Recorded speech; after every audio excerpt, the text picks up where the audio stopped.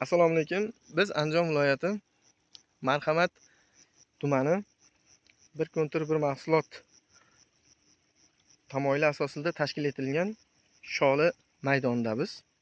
Mana ko'rib turganlaringdek, bu Marhamat Xalq banki BXMga biriktirilgan bir kontur bir mahsulot manzili. Bu manzil Andijon viloyati Marhamat tumani Yo'lamatol MFI'da joylashgan 429-kontur.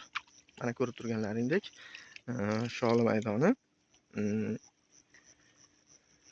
Bu yerda 10 gektar yerga sholi ekilgan bo'lib, sholi 10 gektar yer 84 ta dehqon xo'jaliklarga biriktirilgan.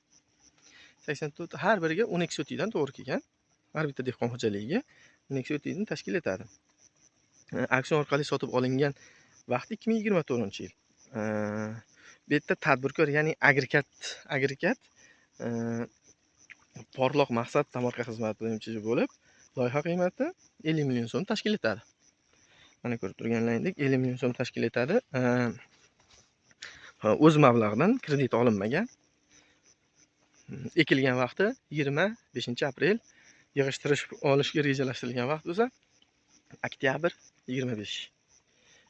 Oktyabrda 25-ida. Yalpi daromadni 10 sotikdan rejalashtirilgan 4.800 tashkil etilgan. Rejalashtirilgan. Yillik daromad 10 gektardan 360 million so'm tashkil etadi. Mana yerda shollarda holatlarini ko'rib turibsizlar. Bu yerni eni mana bu terakni narigi yonboshlaridan ham boshlangan bo'lgan. Mana bu yog'i undek o'tilib, bu yoqlari undek o'tib oxirigacha ketiladi. Mana ko'rib turganlaringdek. Mana sholining holatlari. Bu hozir bir marta 2 marta o't berildi. 3-o't holatda mana sug'orish jarayonida. Sug'orish ishlari bitgandan keyin yana o't jarayoni bo'ladi.